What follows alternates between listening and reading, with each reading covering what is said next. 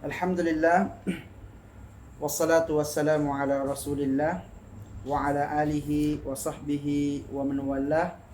Ashhadu an la ilaha illallah wahdahu la syarikalah wa ashhadu anna Muhammadan abduhu wa rasuluh. Ya ayyuhalladzina amanu taqullaha haqqa tuqatih wa la tamutunna illa wa antum muslimun. Amma ba'du. Jemaah kaum muslimin dan muslimat yang dimuliakan Allah Subhanahu wa taala. Alhamdulillah, kita lanjutkan kembali kajian kita kitab Umdatul Fiqh ya, ala madhhabi Al-Imam Ahmad bin Hanbal, yaitu kitab Umdatul Fiqh, pokok-pokok dalam pembahasan fikih sesuai dengan mazhab Imam Ahmad bin Hanbal, mazhab Hambali. Kita telah sampai pada babul wudu, bab tentang wudu. Bab tentang wudu. Disebutkan la yasihhu al-wudu wala ghairuhu minal ibadat illa an yanwiyahu. Tidak sah wudu seseorang dan juga selain wudu dari berbagai macam bentuk ibadah, kecuali dia harus meniatkannya. Karena memang wudu niat itu adalah merupakan syarat sahnya segala bentuk ibadah. Liqauli Rasulullah sallallahu alaihi wasallam, berdasarkan sabda Rasulullah sallallahu alaihi wasallam, innamal a'malu binniyat wa innamal likulli imri'in ma nawa. Sesungguhnya amal-amal itu mesti disertai dengan niat, dan sesungguhnya setiap orang diberikan sesuai dengan apa yang dia niatkan. Kalau niatnya ibadah kepada Allah Subhanahu wa taala, maka akan diberikan pahala oleh Allah. Namun jika niatnya itu adalah dunia, ya maka dia akan diberikan dunia oleh Allah Subhanahu wa taala dan tidak mendapatkan bagian di akhirat. Kemudian hadis ini, innamal a'malu binniyat, adalah hadis yang sahih. Hadis yang sahih muttafaqun alaih. Ya, diriwayatkan oleh Bukhari dan Muslim, ya. Diriwayatkan dari sahabat Umar bin Khattab radhiyallahu taala anhu. Ya, dan hadis ini juga disebutkan di kitab Arba'in Nawawi, ya, hadis yang pertama. Summa yaqul, kemudian dia berkata bismillah. Bismillah. Ya, ini adalah dua hal yang dilakukan sebelum seseorang masuk dalam ibadah wudu. Ya, berniat lalu kemudian membaca bismillah. Wahia sunnatun wa laysat wajibah. Ya. Mengucapkan bismillah sebelum berwudu ini hukumnya sunnah, bukan wajib. Lima rawa Sa'id, sebagaimana yang diriwayatkan oleh Sa'id fi sunanihi an Makhul annahu qala idza tatahhara ar-rajulu wa dzakara ismallahi ta'ala tahura jasaduhu kulluhu. Apabila seseorang itu bersuci dan dia menyebut nama Allah Subhanahu wa taala, dia membaca bismillah di awal wudu gitu, maka semua jasadnya akan suci. Semua jasadnya akan suci. Wa idza lam yadhkur ismallahi hina yatawadda, dan jika seseorang itu tidak menyebut nama Allah ketika dia berwudu, lam yathur fihi illa makanul wudu, maka tidak ada yang suci dari jasadnya kecuali ya tempat-tempat wudu saja. Ya, tempat-tempat wudu saja. Hadis ini menjelaskan tentang keutamaan membaca bismillah sebelum berwudu, dan dua-duanya wudunya sah. Cuma saja kalau baca bismillah maka seluruh tubuhnya akan menjadi suci. Kalau dia tidak membaca bismillah sebelum berwudu, maka yang suci hanya tempat-tempat yang terkena air wudu saja. Tapi dua-duanya orang ini wudunya sah. Memang ada di kalangan para ulama yang mewajibkan membaca bismillah di awal wudu. Dengan hadis ada juga dalilnya. Dalilnya adalah la salata liman la wudu'a lahu. Tidak sah salat seseorang yang tidak ada wudunya. Wala wudu'a liman lam yadhkur ismallah. Dan tidak ada wudu bagi orang yang tidak menyebut nama Allah. Ya, sebagaimana wudu dengan salat itu tidak sah salat kalau tidak berwudu, maka juga tidak sah wudu kalau tidak baca bismillah. Maka sebagian ulama ada yang menjadikan syarat sahnya wudu harus membaca bismillah. Ya. Namun dalam mazhab Imam Ahmad menganggap bismillah ini perkara yang sunnah, bukan perkara yang wajib. Ya, dengan dalil tadi, ya, dengan dalil yang kita sebutkan bahwa dua-duanya itu diterima wudunya, namun saja keutamaannya saja yang berbeda. Kalau keutamaannya yang berbeda berarti ya tidak sampai pada tingkat wajib. Baik. Wali anna al-wudu ibadah fala tajibu fihi tasmiyah kasairil ibadat. Karena wudu ini bagian dari ibadah, maka bismillah tidak menjadi wajib baginya sebagaimana ibadah-ibadah yang lain. Sebagaimana ibadah-ibadah yang lain. Contoh, mau azan tak ada disuruh wajib baca bismillah, ya kan? Mau sholat juga tak ada disuruh sebelum takbir baca bismillah. Jadi artinya ibadah-ibadah yang ada pun itu tidak dipersyaratkan yang membaca bismillah. Maka berarti tidak ada ibadah yang dipersyaratkan harus baca bismillah sebelum melakukannya. Namun kalau sunnah iya, iya. Naam.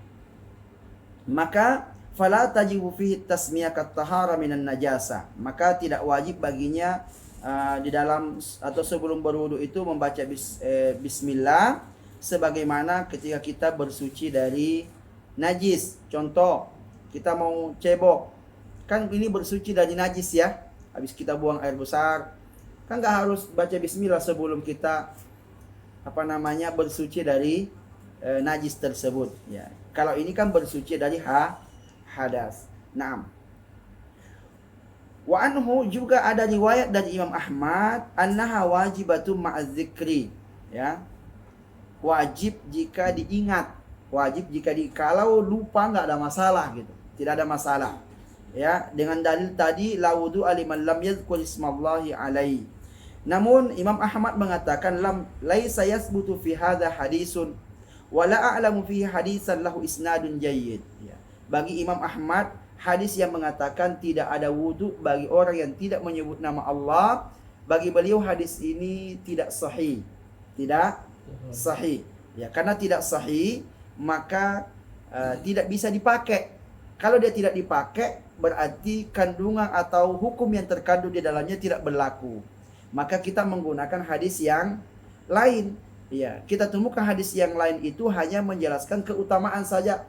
Kalau membaca bismillah sebelum berwudu, ya, keutamaannya besar. Kalau hanya bahas keutamaan, berarti ya artinya tidak ada dosa kalau kita tinggalkan, hanya ya keutamaannya saja yang berkurang. Nah,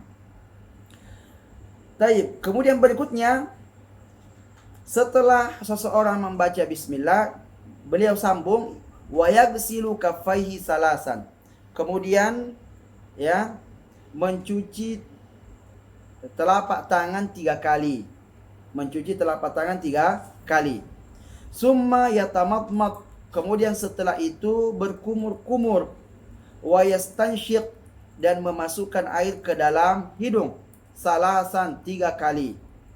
Yajma'u bainahuma bigirfah.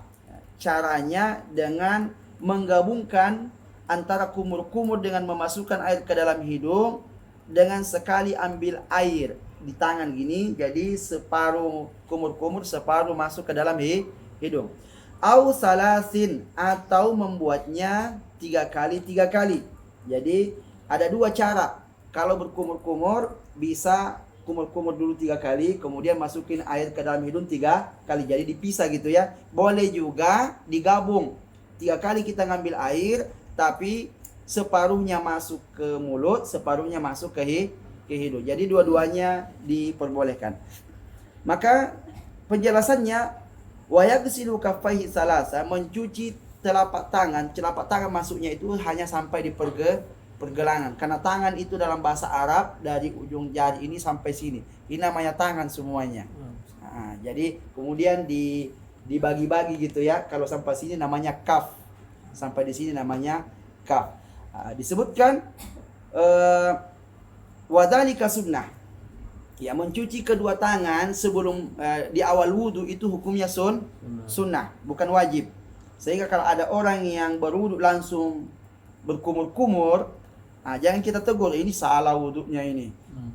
Kenapa pula dia langsung kumur-kumur tanpa mencuci kedua tangan terlebih dahulu? Karena memang itu hukumnya sunnah. Di dalam Al-Quran, ya, ayat tentang wudu itu Allah langsung perintahkan seseorang mencuci wajah.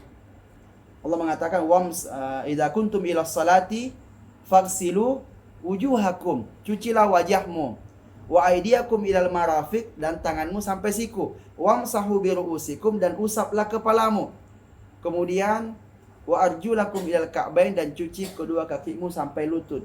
Jadi telinga tak disebut ya. Jadi hanya cuci wajah, cuci tangan sampai siku, kemudian ngusap kepala, kemudian cuci kaki. Ini yang disebut dengan wajibatul wudu, ya, wudu yang wajib untuk dilakukan dalam wudu. Selain itu, ya, maka ya seperti mencuci tangan di awal itu tidak masuk dalam perkara wajib.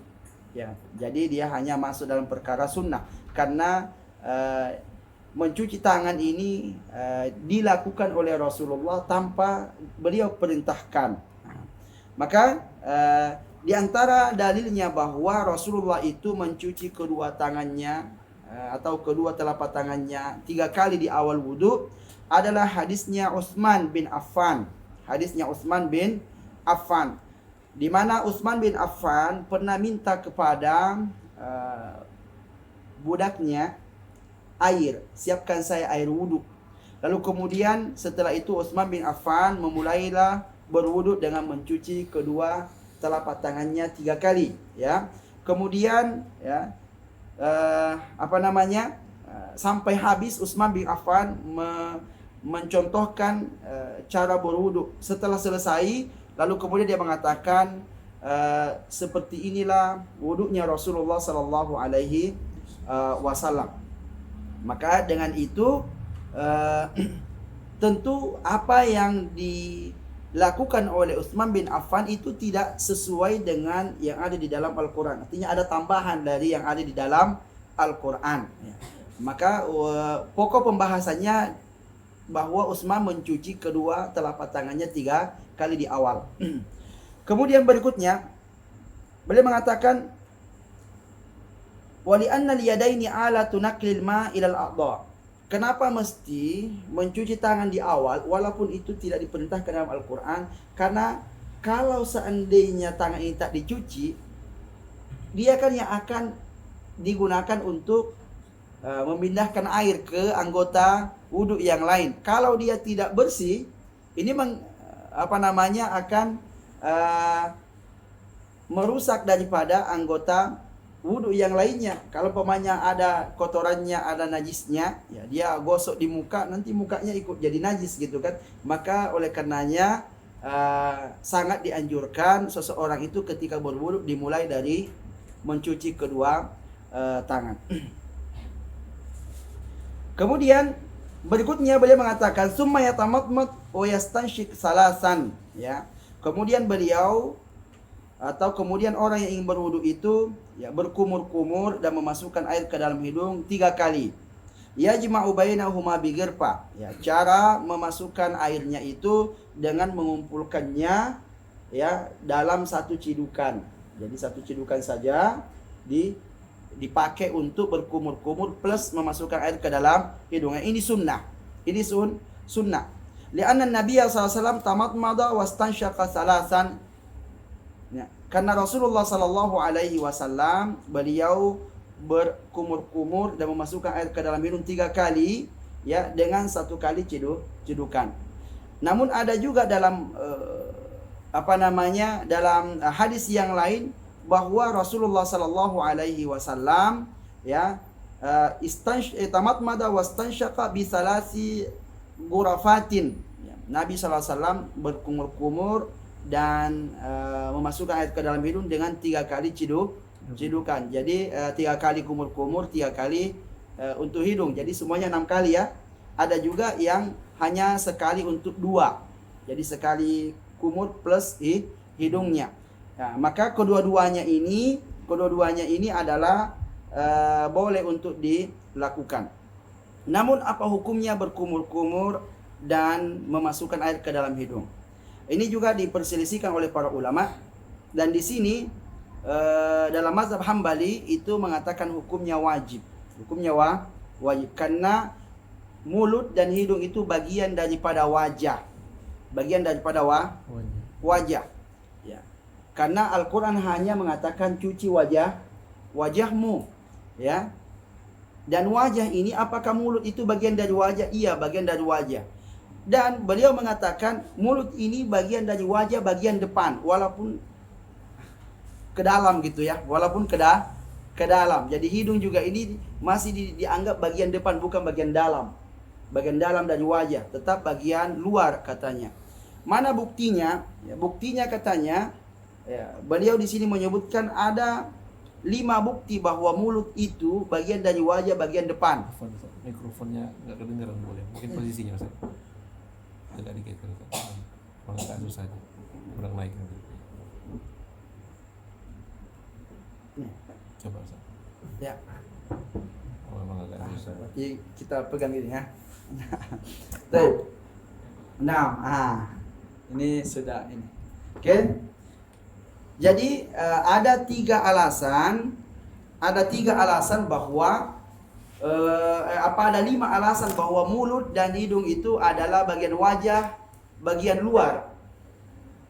Alasannya pertama, beliau mengatakan orang yang muntah disebut muntah itu kalau makanan yang dari dalam keluar. Makanan yang dari dalam keluar. Dan sampai di mana keluarnya? Apakah harus keluar dari mulut, atau kalau sudah sampai di mulut sini, itu sudah disebut muntah. Ya.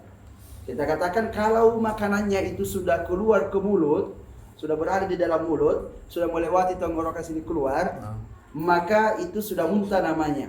Dan kalau ada orang yang puasa dan sengaja dia memuntahkan makanan yang sudah masuk ke dalam perutnya keluar ke mulutnya, maka puasanya batal. Itu kalau sengaja. Tapi kalau tak sengaja gara-gara dia cium spontan gitu, ya, maka tidak batal. Kedua, kata beliau, berikutnya, orang yang berkumur-kumur memasukkan air ke dalam mulut, apakah puasanya batal? Kan tidak, ya. Berarti artinya ini masih bagian luar, belum masuk lagi ke dalam. Belum masuk lagi ke dalam. Ditambah lagi, ya, beliau mengatakan wala yuhaddu biwatil khamri fihima. Orang yang minum khamar, dia belum dikatakan minum khamar dan belum mendapatkan had itu hukuman. Orang yang minum khamar itu hukumannya dicambuk 40 kali. Ya, 40 kali dicambuk kalau ada orang minum khamar dalam hukum Islam. Dan orang yang baru memasukkan khamar ke dalam mulutnya itu belum dianggap, belum kena hukuman. Ini baru di mulut, belum masuk lagi, belum saya minum gitu. Ya. Kemudian beliau juga mengatakan bahwa orang yang menyusui anak kecil, kalau susunya itu baru di mulut, itu belum dianggap menyusui, sehingga tidaklah jatuh hukum anak susuan gitu, ya. Yang kalau dia dianggap anak susu berarti kan jadi mahram tuh.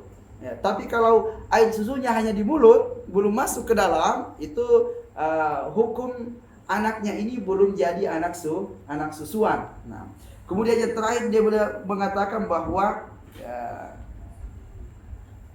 orang yang memasukkan ke dalam mulutnya sesuatu yang najis, maka wajib dia bersihkan mulutnya. Ya, wajib dia bersihkan mulut. Kenapa? Karena kalau sudah masuk ke dalam nggak wajib lagi dibersihkan. Tapi kalau masuk ke mulut, wajib dibersihkan mulutnya. Kalau tidak berarti dia bagian luar tubuhnya itu terkena najis. Karena kalau najis sudah masuk ke dalam tubuh, ya sudah nggak usah lagi dibersihkan. Gimana cara membersihkannya? Tapi kalau najis itu mengenai bagian tubuh kita bagian luar, maka wajib untuk dibersihkan.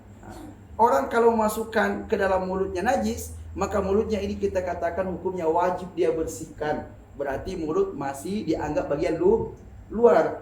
Ya. Karena dia masih dianggap bagian luar, maka dia wajib hukumnya untuk dicuci karena dia masuk dalam kategori wajah. Walaupun tidak disebutkan di dalam Al-Qur'an. Nah, karena sebagian ulama mengatakan berkumur-kumur dan memasukkan air ke dalam hidung itu bukan wajib hukumnya, sunnah saja. Sunnah. Alasannya tidak disebut di dalam Al-Quran. Yang disebut dalam Al-Quran itulah yang wajib. Nah, kemudian juga perkara berkumur-kumur dan memasukkan air ke dalam hidung, ini hukumnya juga wajib di saat seseorang mandi. Mandi wajib ya.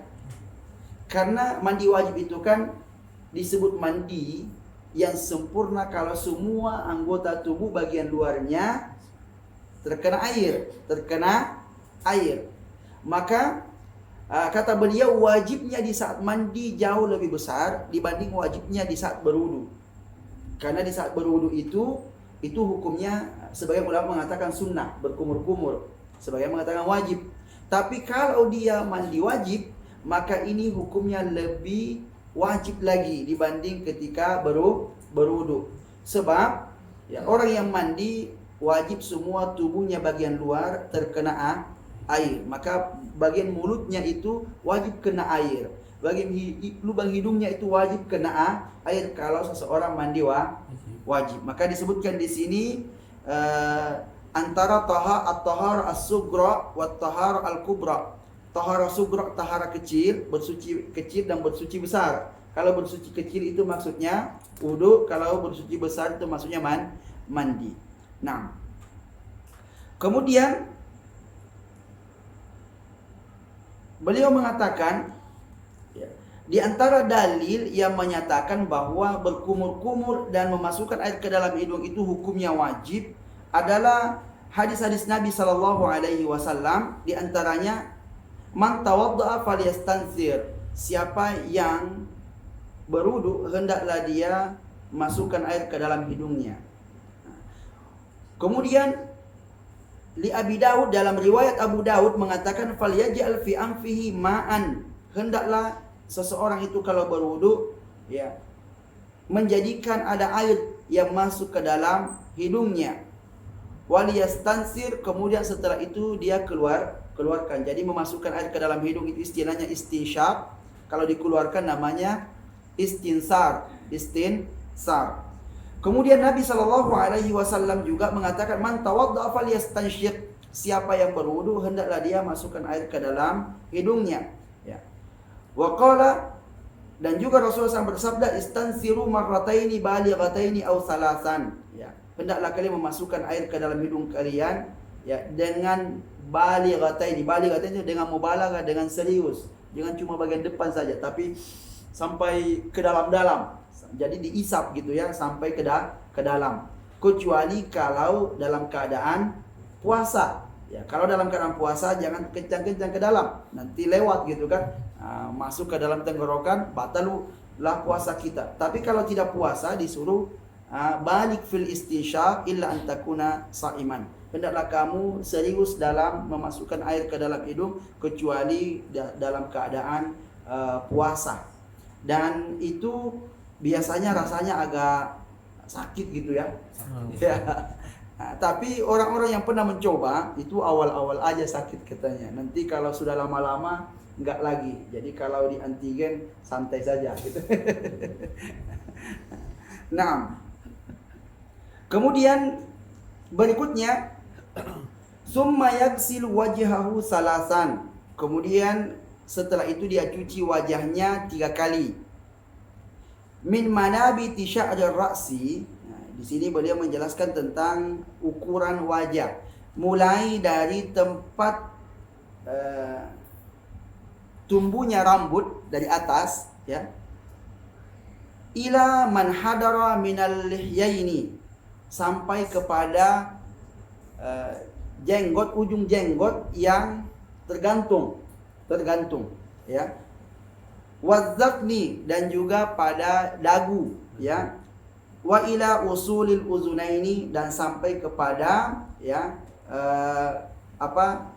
ujung daripada telinga. Nah, atau usul itu artinya batang telinga, dari sini ke sini gitu. Nanti ada penjelasannya. Beliau mengatakan bahwa mencuci wajah 3 kali, ya, dari mulai tumbuhnya rambut bagian atas sampai ke ujung jenggot, ya. Kenapa jenggot itu masuk mesti dicuci? Karena jenggot itu tumbuh di wajah. Maka apa yang tumbuh di wajah itu mesti masuk dalam kategori wajah. Jadi kalau orang jenggotnya panjang sampai bawah gini, kalau dia wudhu mesti jenggotnya ini dia basahi, ya, dengan cara disela-selai gitu. Kalau tak ada jenggotnya, ya, maka dia hanya sampai di dagu saja. Macam perempuan nggak ada jenggotnya kan, ya. Dan laki-laki kalau tak berjenggot, ya mirip-miriplah sama perempuan gitu. Ya, jadi kalau tak mau mirip sama perempuan, berjenggot lah gitu kan. Jadi kalau tak ada jenggot, maka batasannya sampai di dagu, Kalau dia punya jenggot dari atas ini, maka sampai ujung jenggot. Maka disebutkan 5 rawaan Ali, sebagaimana yang diriwayatkan dari Ali, anna Nabiya sallallahu tawadda'a salasan, bahwa Nabi sallallahu alaihi wasallam itu beliau berwudu 3 kali. Ya, maka wajah pun dibuat 3 kali. Lalu kemudian wa fi riwayat Ibnu Majah tawadda'a salasan. Ya, juga dalam riwayat Ibnu Majah disebutkan Nabi sallallahu alaihi wasallam juga berwudu 3 kali, ya. Wa qala hadza wudu'ul anbiya min qabli, dan Nabi sallallahu menyebutkan kenapa diulang 3 kali wudu itu, sebab ini wudunya para nabi sebelum saya, kata Nabi. Jadi 3 kali. Kemudian juga dalam hadis Utsman bin Affan, ya, juga disebutkan tadi bahwa Nabi sallallahu alaihi wasallam, ya, Utsman bin Affan ketika berwudu dibuat 3 kali, kecuali yang diusap. Jadi kalau yang dicuci itu 3 kali. Kalau yang diusap hanya sekali saja. Makanya nanti ada pembahasan mengusap di atas sepatu atau mengusap di atas kaos kaki, diusapnya cukup sekali karena hukumnya mengusap. Tapi kalau yang dicuci itu 3 kali.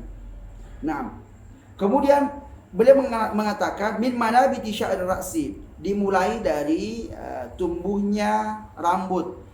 Ai fi haqqi ghalibin nas, ini hukumnya kebanyakan manusia begitu. Kan ada juga orang yang botak bagian depannya kan. Nanti dari mana dia mulai mencuci?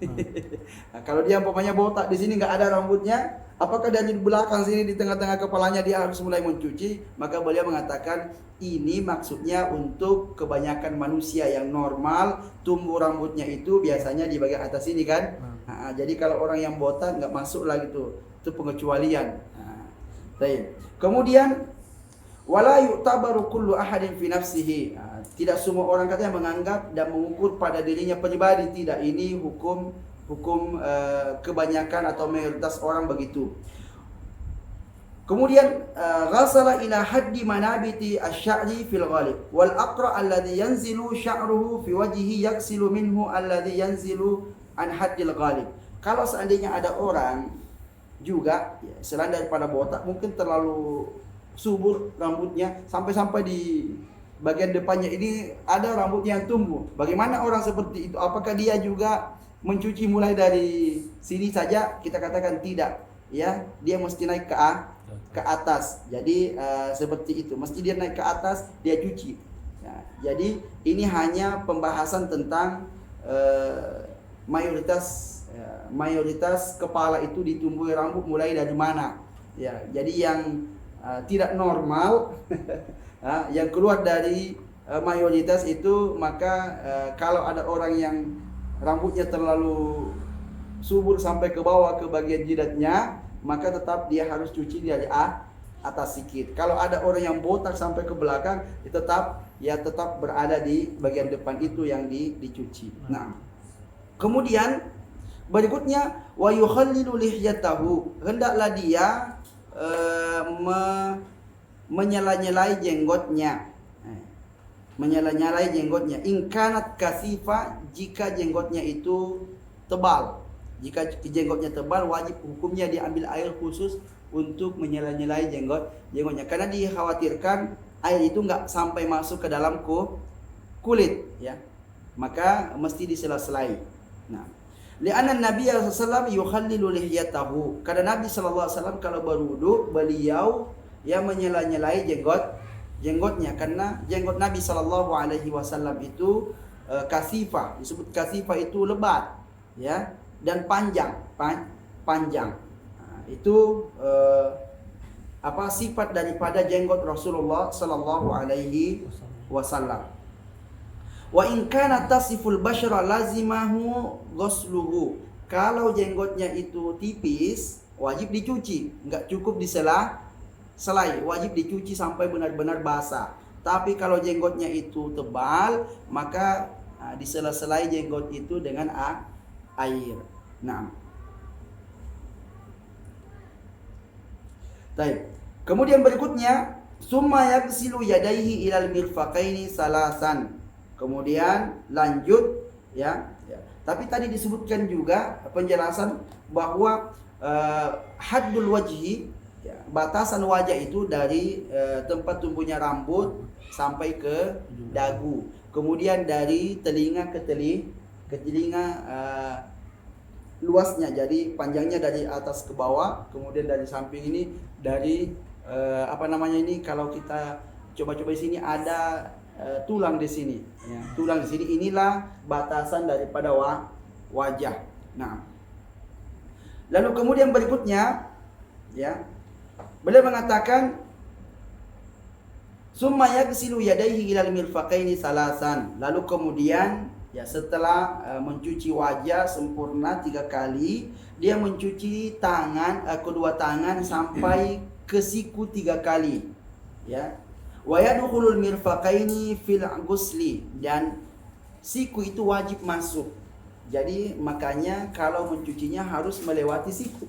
Jangan pas-pas ke siku. Jangan sampai sebagian sikunya tidak kena air, maka tidak sempurnalah wudu. Nah, dan kalau tidak sempurna maka wudu tidak sah.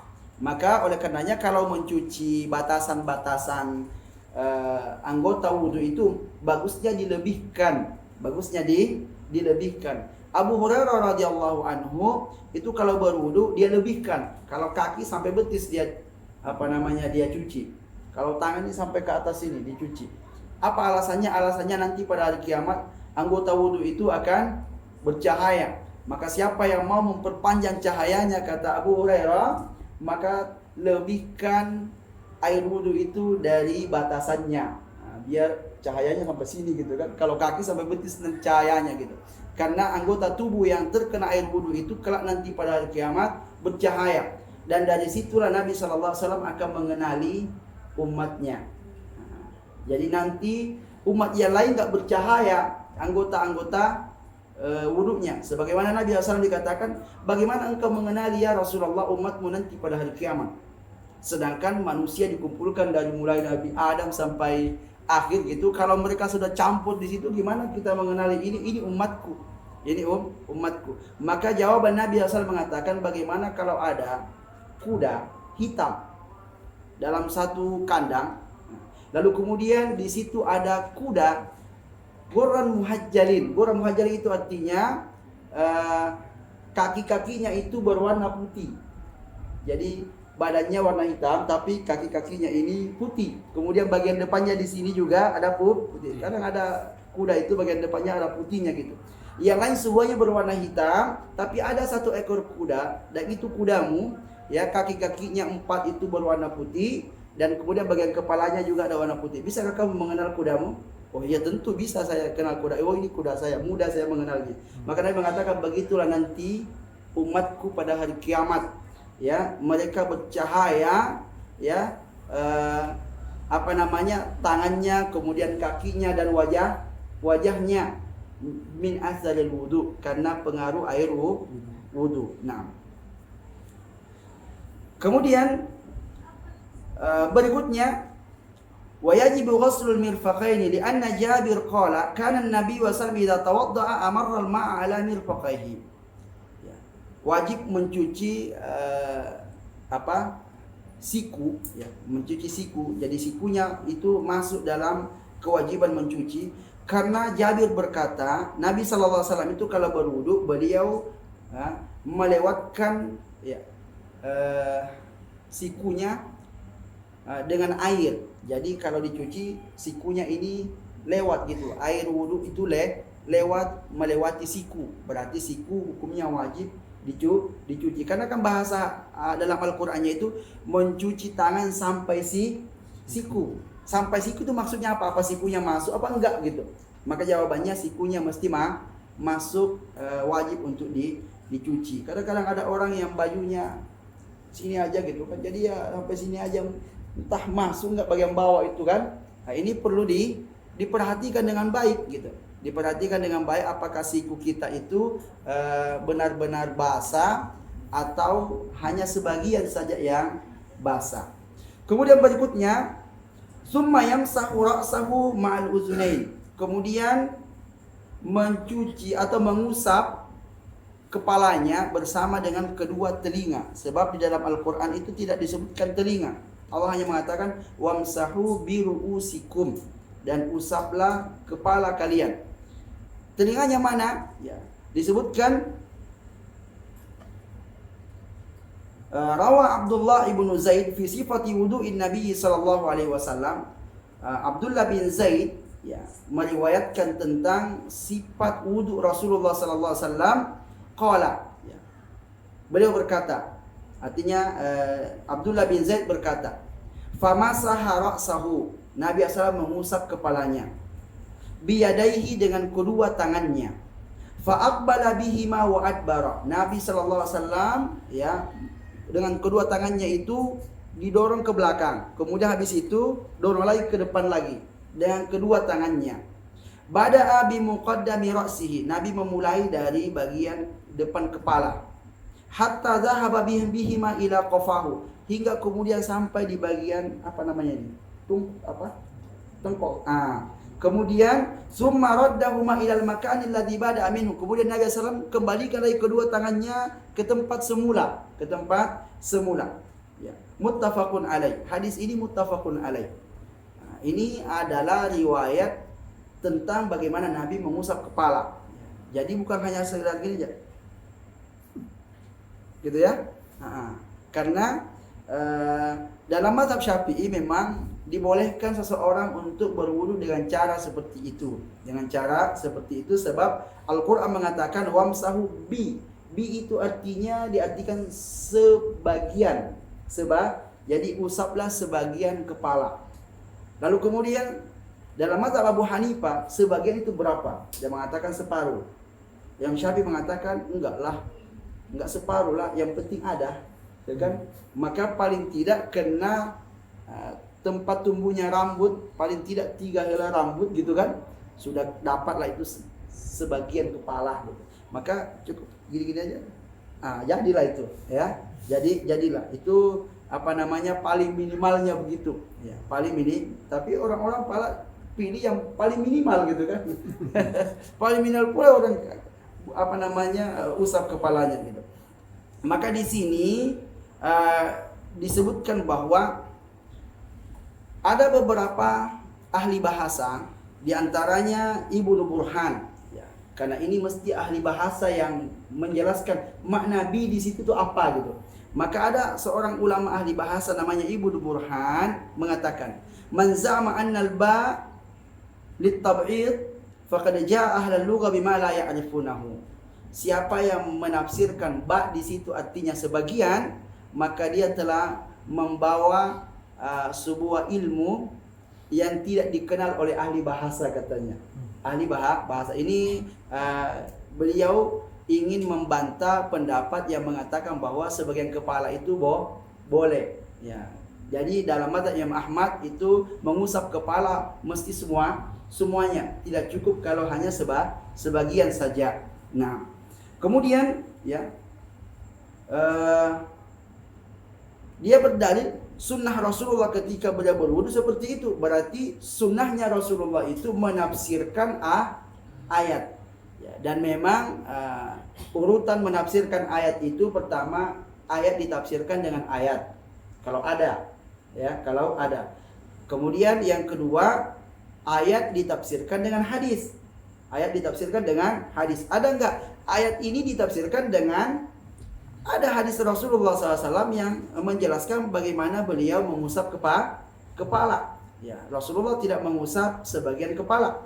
Ya. Kemudian berikutnya nanti dengan perkataan sahabat. Jadi urutan-urutan untuk menafsirkan Al-Quran itu begitu.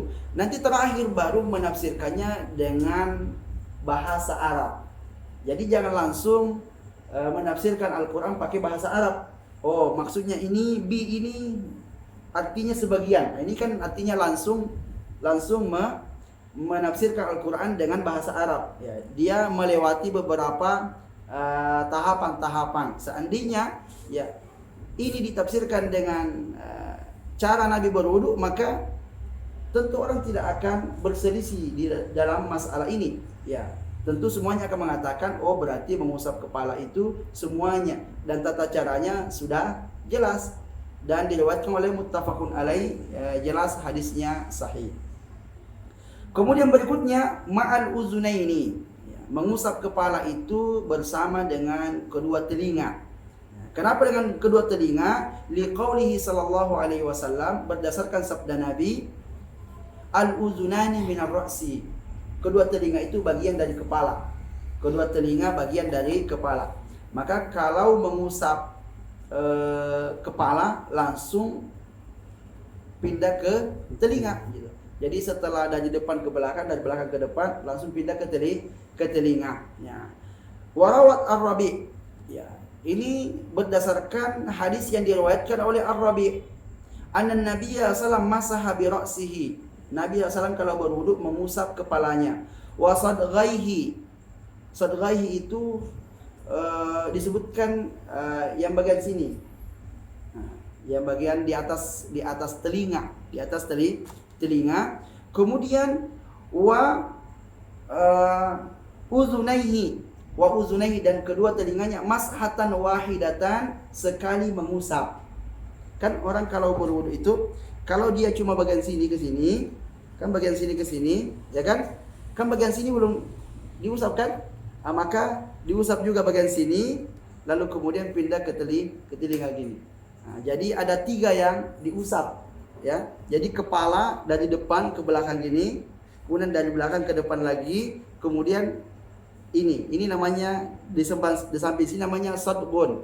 Nah, karena ini mungkin tadi belum dapat yang bagian sini kan, kemudian setelah itu baru masuk ke telinga gini dengan sekali usapan, artinya tidak lagi mengambil air yang baru untuk kedua telinga, jadi satu kali, karena telinga itu adalah termasuk bagian dari kepala. Walaupun sebagian riwayat hanya kepala dan telinga, tidak disebutkan sadghaihi. Sadghaihi ini adalah bagian di atas kepala ini. Saya cari-cari terjemahnya di internet, dia menerjemahnya dengan pelipis. Pelipis itu mana? Ini ya. Ya makanya saya kok pelipis ya. Kemudian habis itu kita cari lagi di internet gitu, di anggota tubuh, anggota tubuh bagian kepala. Barulah di situ kita dapati bahwa sadghun itu sadghur ra'si adalah bagian atas telinga. Karena diterjemahkan pelipis. Saya mau bilang pelipis kok. Daerah sini, kalau daerah pelipis ini itu bukan diusap ya, tapi dicuci karena dia masuk dalam bagian wajah gitu. Makanya kita cari, oh ternyata dalam penjelasan bagian-bagian kepala itu ternyata di atas telinga maksudnya. Ya mungkin karena ketika mengusap kepala, bagian di atas telinga ini tidak terkena usapan yang dari depan ke belakang, dari belakang ke depan. Kemudian mengusap bagian atas telinga, lalu kemudian pindah ke telinga. Nah, kemudian berikutnya, summa yaksilu rijlaihi ilal ka'bain. Kemudian mencuci kedua kaki sampai ke mata kaki, ya, salasan 3 kali. Liqaulihi ta'ala wa arjulakum ilal ka'bain, dan kaki kalian sampai ke kedua mata kaki, ya. Dan ini hukumnya dicuci, beda dengan mazhab Syiah, itu diusap kaki, nggak dicuci. Dan itu artinya dia hanya memahaminya secara bahasa, karena bacanya di situ wa arjula pakai fathah. Nah, ini pentingnya belajar nahwu itu begitu. Ya, wa arjula, kalau wa arjula diharakati fathah berarti hukumnya dicuci. Sama dengan fagsilu wujuhakum wa aydiyakum, itu fathah semua karena hukumnya dicuci. Giliran sampai ke kepala, biruusi pakai si. Kemudian pindah ke kaki, dalam ilmu nahwu mestinya pindah ke kaki itu kan ada wa, namanya wa atof, mestinya kasrah di kaki itu, wa arjuli bacanya, karena melewati biruusikum wa arjulikum, mestinya begitu. Tapi tentunya ya, Al-Quran ini tidak hanya dipahami secara bahasa, tapi perlu dipahami secara prakteknya Rasulullah SAW. Rasulullah itu dicuci kakinya atau diusap? Kalau dicuci berarti dibaca fathah mengikuti wajah dan tangan, bukan diusap. Kalau diusap berarti mengikuti kepala gitu. Dan ternyata didapati hadis-hadis Nabi SAW itu kakinya dicuci. Maka dibacalah di situ wa arjulakum ilal ka'bain. Nah, buktinya bahwa Rasulullah SAW itu mewajibkan kita untuk mencuci kaki, bukan diusap, adalah beberapa hadis. Di antaranya, tawadda'an Nabi SAW faghasala rijlaihi. Dalam riwayat, Rasulullah SAW berwudu lalu beliau mencuci kedua kakinya. Kemudian juga ada beberapa ancaman Nabi SAW bagi orang yang di kakinya itu tidak basah. Jadi hanya sebagian yang basah, lalu kemudian sebagainya tidak basah. Nabi mengatakan, wailun lil aqabi minan nar. Wail itu ada dua penafsiran. Wail artinya celaka, ada juga wail artinya lembah di neraka jahanam. Lembah di neraka jahanam, yang lembah itu ya isinya adalah usarah ahli nar. Usarah itu artinya nanah-nanahnya penghuni neraka. Nanti dibuang ke lembah ini, ya, orang nanti ya yang kena wail, ya, wail itu neraka, lembah di dalam neraka jahanam, dicemplungkan ke situ dia. Ya tentu itu baunya luar biasa gitu ya. Itu makna daripada wail. Kalau kita dapati di dalam Al-Qur'an, fawailun lil musallin. Kan kita artikan fawailun artinya celakalah orang yang sholat. Sebagian ulama mengatakan wail itu artinya lembah nanah di dalam neraka jahanam bagi orang yang sholat, kan begitu mestinya kalau ditafsirkan dengan makna wail itu nama lembah di neraka gitu. Nah kan juga Nabi mengatakan wailun lil aqabi minan nar, celakalah kaki-kaki yang masuk ke dalam neraka. Apa sebabnya? Nabi ketika itu melihat ada orang habis wudu, di bagian tumitnya itu tidak basah, maka Nabi ancam dia. Ini menunjukkan bahwa kaki harus dicuci. Kalau diusap nggak basah, kalau diusap aja kan, dan pasti bagian tumit itu dia tidak akan kena air gitu. Ini juga dalam hadis yang lain Nabi SAW ya dalam riwayat Muslim menyebutkan ra'a Rasulullah SAW aqwaman yatawaddaun wa aqabuhum talu. Ya, Nabi SAW pernah melihat beberapa kaum berwudu dan tumit-tumitnya tak basah. Faqala, maka Nabi bersabda, wailun lil aqabi minan nar. Ya, sungguh celakalah kaki-kaki yang masuk ke dalam neraka.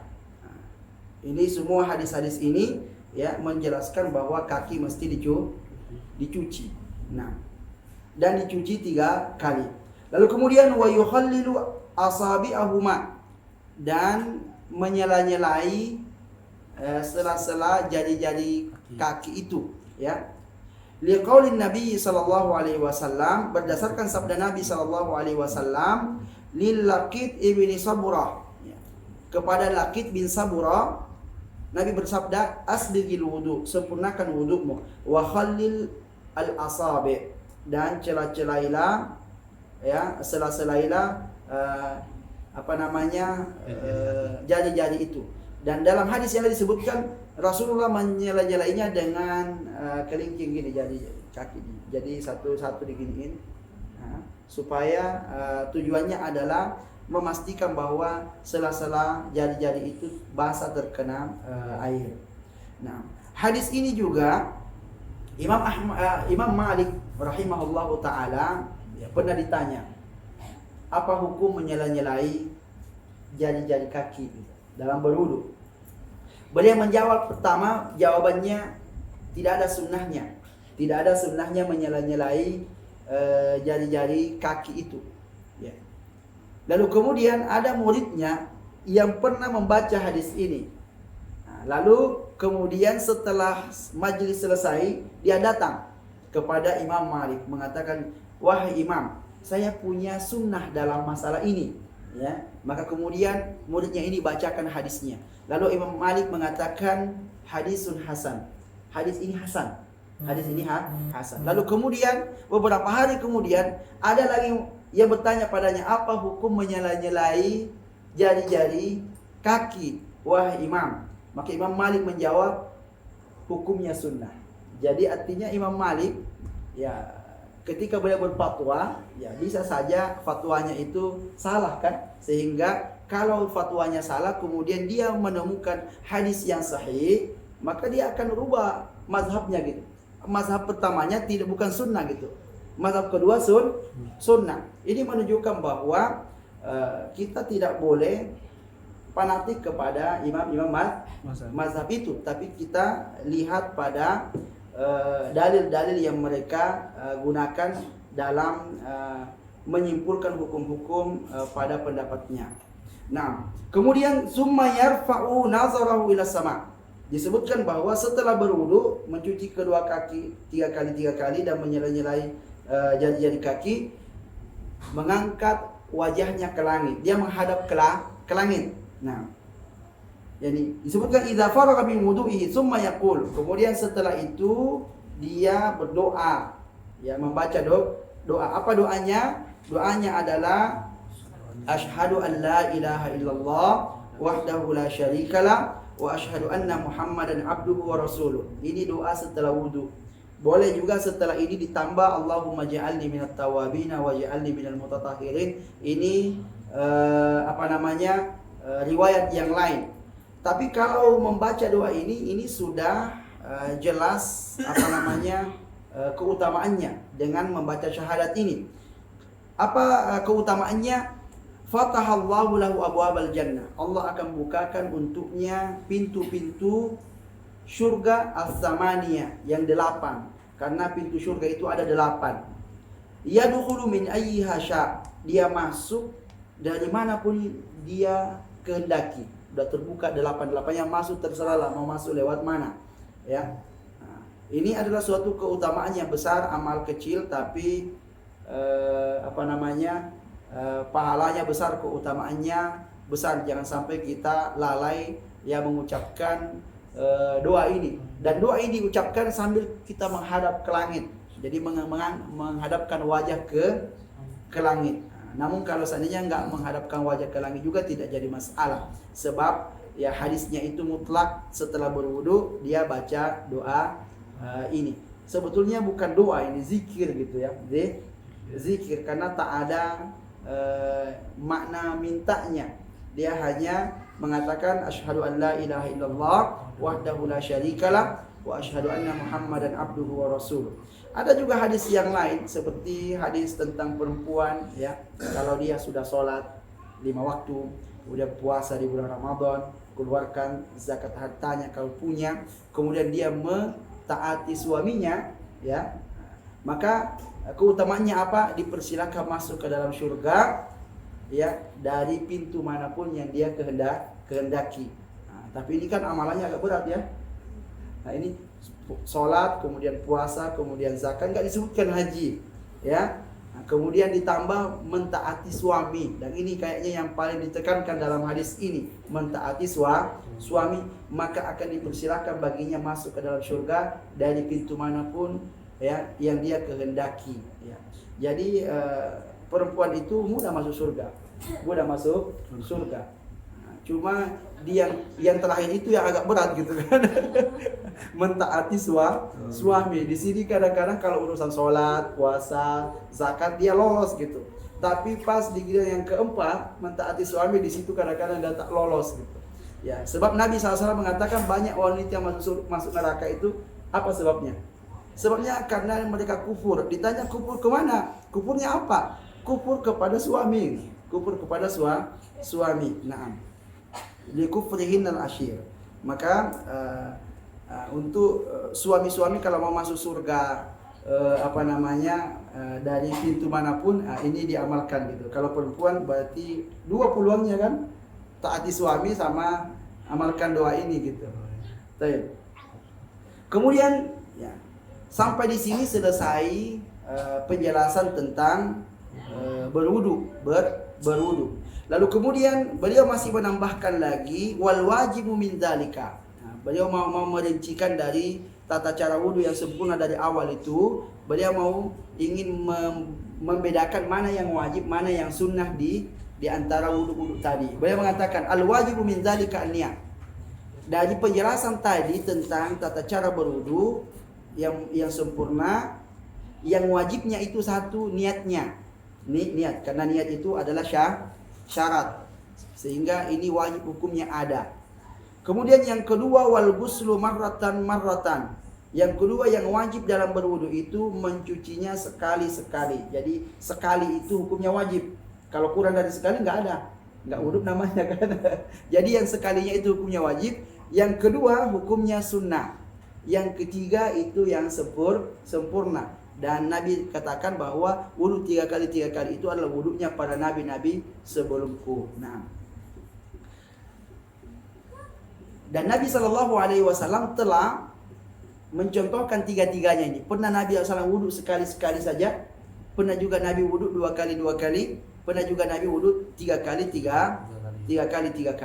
Nah. Makhala al-kaffaini yakni anna ghaslahuma ghairu wajib, ya, kecuali kata beliau mencuci telapak tangan, karena ini tidak wajib.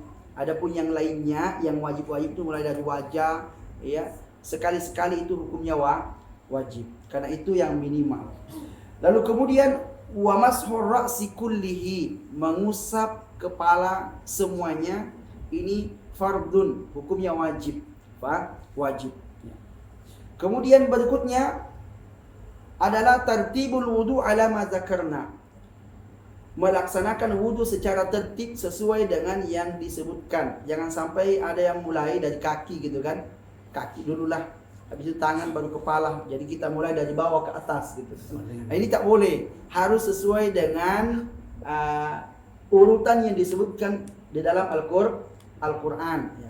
Kalau Al-Qur'an itu kan mulai dari wajah ke tangan, dari tangan ke kepala, dari kepala ke kaki, itu urutannya. Ya, kemudian dirincikan wajah itu mulai dari kumur-kumur, kemudian memasukkan air ke dalam hidung, lalu kemudian mencuci wajah semuanya. Nah, tertibnya ini hukumnya wajib. Tidak boleh seseorang itu ya merubah-rubah urutan-urutan ini. Ya. Walaupun ada di antara para ulama yang berpendapat bahwa urutan ini tidak wajib. Yang wajib kan dicuci. Yang wajib dicuci. Jadi kalau sudah tercuci semuanya, mau berurut atau tidak, yang jelas tercuci. Karena itu perintahnya dicuci. Ya. Namun Nabi SAW kan tidak pernah merubah. Di saat beliau wudu dimulai dari mencuci wajah sampai ke kaki dengan urutan yang ada di dalam Al-Quran. Dan Nabi SAW ketika beliau berwudu, setelah berwudu beliau berkata, "Hadza wudu'un, inilah wudu, la yaqbalullahu salata illa bihi." Ya, Allah tidak menerima salat kecuali dengan wudu ini. Dengan wudu yang seperti apa? Dengan wudu yang seperti dicontohkan oleh Rasulullah SAW. Maka dengan hadis ini, ya, mazhab Hambali menyatakan bahwa berurut dalam wudu ini hukumnya wajib. Lalu kemudian wa alla yuakhir ghusl adwin hatta yanshifa alladhi qablahu. Janganlah seseorang itu mengakhirkan, artinya menunda mencuci satu anggota wudu hingga anggota wudu yang lain kering. Ya, artinya mungkin dia karena dia nggak ada sandal gitu kan, dia mau ke masjid, dia wudu di rumah hanya sampai mengusap telinga, kakinya nanti sampai di masjid gitu. Jadi dia jalan kaki ke masjid, nanti di masjid baru cuci kaki. Ya. Karena masjidnya jauh, yang lain-lain ini sudah pada kering, semua anggota wudunya yang sudah pada kering, baru kemudian cuci kaki. Ini tidak boleh. Maka akhirnya disimpulkan al-muwalat. Al-muwalat itu artinya berterusan gitu. Jadi kalau berwudu nggak boleh berhenti, dibiarkan berhentinya itu menjadikan anggota wudu yang lain sudah kering, sedangkan masih ada lagi anggota wudu yang belum dicuci. Ini tidak boleh. Kalau bentuknya seperti itu harus diulang. Mana dalilnya? Dalilnya adalah Rasulullah Shallallahu Alaihi Wasallam pernah melihat ada seseorang yang pada kakinya itu ada sekoin gitu yang tidak terkena air. Maka Rasulullah mengatakan, pergi kamu wudhu lagi. Pergi kamu wudhu lagi. Kenapa disuruh ulang wudhunya? Kan nggak batal, mestinya pergi cuci kaki lagi kan gitu. Kan mestinya suruh cuci kaki aja karena kakinya tidak basah sebagian. Tapi Rasulullah suruh ulang, menunjukkan bahwa kalau wudhu itu tidak selesai dari awal sampai habis, ada yang kita tinggal di antara anggota wudhu yang tidak kita cuci, sedangkan yang lain sudah kering, itu wudhunya batal. Mesti diulang dari di awal. Maka al-muwalat, berkeseterusan ketika berwudu itu sampai selesai, hukumnya wajib. Maka bagaimana solusinya kalau umpamanya ada orang mau ke masjid, tak ada sandalnya, wajib dia nyekir ke masjid. Ya dia selesaikan wudunya di rumah sampai kaki, nanti sampai di masjid cuci kaki aja. Apa masalah gitu kan? Sampai di masjid baru cuci kembali kakinya. Cuci kaki di masjid itu bukan bagian daripada berwudu, tapi mungkin mencuci kaki karena kotor. Kalau alasannya nanti di jalan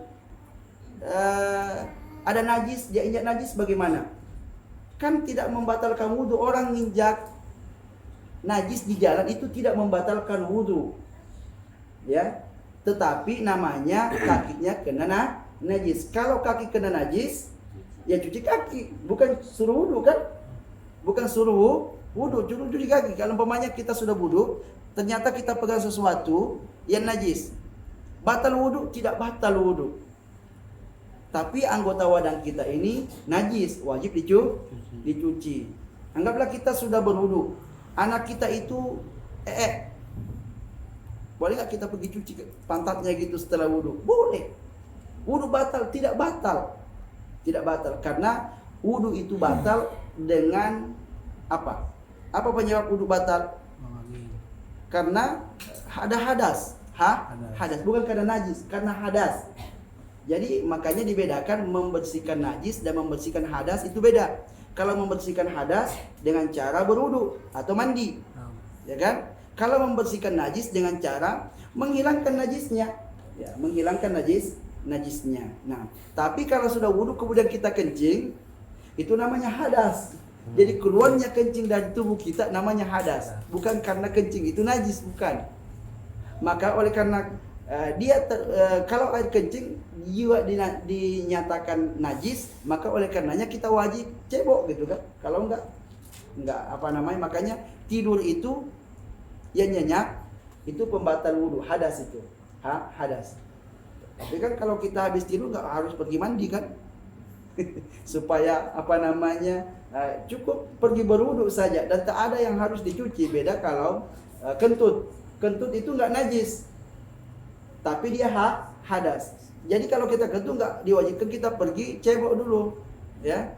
Kemudian berwudu, tidak, karena dia tidak najis. Adapun buang air besar, buang air kecil, dia kalau keluarnya itu adalah hadas dan zatnya yang keluar itu najis, maka dia wajib dicuci, habis itu baru berwudu. Nah, kemudian berikutnya wal masnun, berikutnya yang sunnah-sunnah dalam wudu. Satu, at-tasmiyah, ya, membaca bismillah tadi di awal. Membaca bismillah. Kemudian berikutnya wa ghaslul kaffain. Yang kedua adalah mencuci kedua tangan. Kemudian yang ketiga al-mubalaghatu fil madmadah wal istinsyaq, ya, yaitu serius dalam berkumur-kumur dan memasukkan air ke dalam hidung. Memasukkan air ke dalam berkumur-kumur itu hukumnya wajib. Artinya memasukkan air ke dalam hidung dan memasukkan air ke dalam hidung hukumnya wajib. Tapi dibuat serius, kencang-kencang itu hukumnya sunnah. Karena Nabi SAW perintahkan untuk kita serius kecuali dalam keadaan puasa. Nah, kemudian wa takhlilul lihya wal asabi', ya, menyela-nyelai jenggot dan menyela-nyelai jari-jari, baik itu jari tangan atau jari kaki, ini hukumnya sunnah. Wa mashul uzunaini, dan mengusap kedua telinga. Nah, ini ada khilaf di antara para ulama, mengusap telinga itu hukumnya sunnah atau wajib. Ya. Maka dalam mazhab Hambali di sini ada dua kaul, ada dua pendapat Imam Ahmad.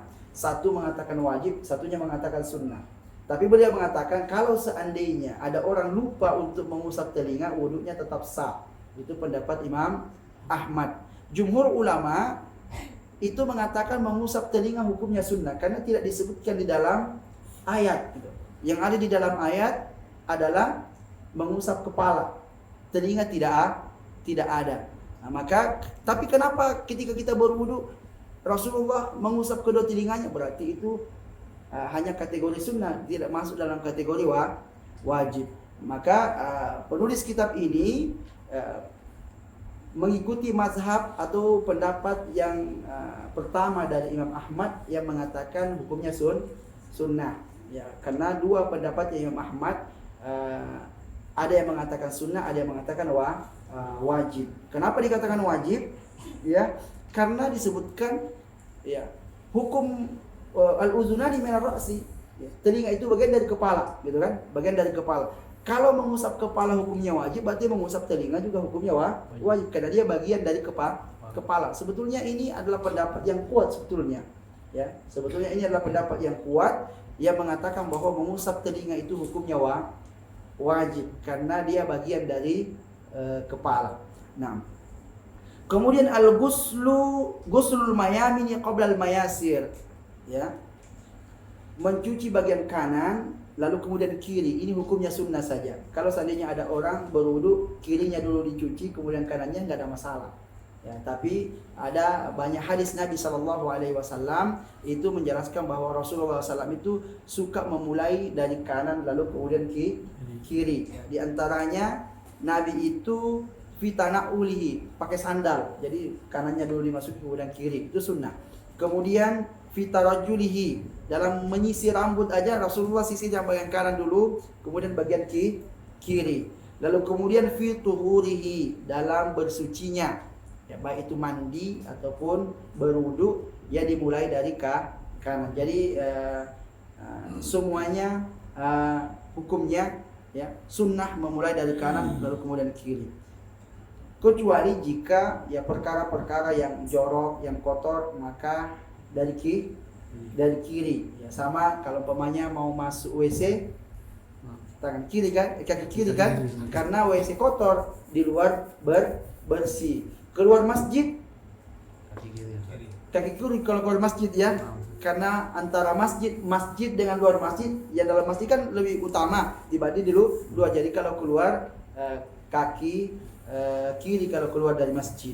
Nah, kemudian wa tukrahu ziyada 'alaiha. Bagian berikutnya al-ghuslu salasan, ya. Mencuci 3 kali. 3 kali. Ya. Jadi 3 kali itu hukumnya sunnah, ya. Wa tukrahu ziyada 'alaiha, dan makruh hukumnya melebihi 3 kali. Dibuat jadi 4 kali, 5 kali kalau berwudu, ini hukumnya makruh. Makruh karena termasuk daripada ya boros dalam menggunakan air. Dan Rasulullah SAW perintahkan kita itu untuk hemat menggunakan air walaupun kita berwudu di sungai. Kalau di sungai kan airnya kan nggak berkurang gitu ya. Kita berwudu, nanti airnya jatuh lagi ke sungai itu. Walaupun tapi Nabi mengatakan wa in kunta ala nahrin jarin. Walaupun kamu berada di atas sungai yang mengalir, tetap ya berwudunya itu jangan berlebih-lebihan. Ya. Jadi seperti itu. Jadi kalau kita umpamanya berwudu di sungai, ya ambillah sedikit-sedikit gitu kan. Ya, jangan ambil satu gayung, kan nggak apa-apa gitu. Airnya juga nggak berkurang gitu. Tapi inilah petunjuk Rasulullah SAW mengajarkan kepada kita untuk berhemat. Makanya Rasulullah SAW berwudu itu satu gini aja. Apa namanya ini? Satu mud namanya. Satu mud. Jadi satu mud itu menggabungkan dua telapak tangan. Ya, inilah air yang ada di sini ini. Inilah air yang digunakan oleh Nabi SAW untuk berwudu. Ya. Dan itu cukup gitu ya. Paling kalau kita tuh satu gelas aqua itu cukup. Bisa tidak? Bisa. Ya. Gak pernah coba ya. Saya pernah contohkan di depan santri itu ini. Jadi caranya itu ditupas sedikit kemudian digosok-gosok gini. Sampai kan intinya kan basah kan? Ya, intinya basah. Jadi ambil lagi tumpahkan sedikit kemudian dibasahkan gitu. 2 kali saja itu sudah basah semua sampai sini. Yang penting kita gosok-gosok gini. Nah, kalau 3 kali udah basah banyak itu. Nah, mandi, Rasulullah mandi itu 4 gini saja. Nah, ini lebih ngeri lagi kan? Jadi Rasulullah SAW mandi wajib itu dengan 4 sampai 5 mud saja.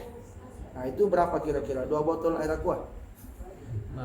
Pakailah mandi 2 botol. Artinya kalau ada air segitu tidak boleh kita tayamum, wajib kita pakai air itu. Ya, jadi Rasulullah SAW memberikan kepada kita contoh yang paling minimal sehingga orang itu tidak berpikiran nggak ada air, saya tayamum saja, ya kan, karena nggak ada air. Padahal ada air gitu kan, ada air, tapi dianggapnya nggak cukup.